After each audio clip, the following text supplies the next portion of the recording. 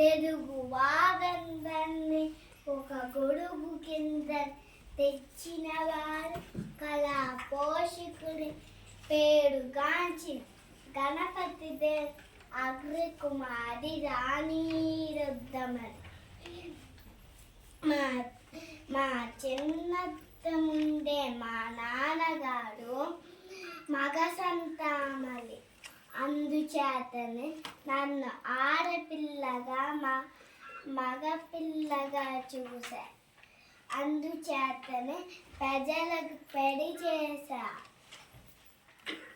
రుద్రరంగంలో కాలు పెడితే శత్రువులు తోకల ముడుస్తా.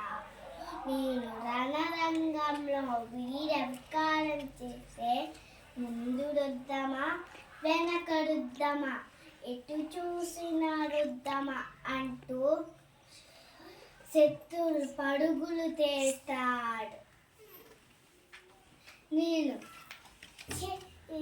నా చిన్నతనంలో మా సంగీతం సాహిత్యం నృత్య కళలతో పాటు వృద్ధశాస్త్రి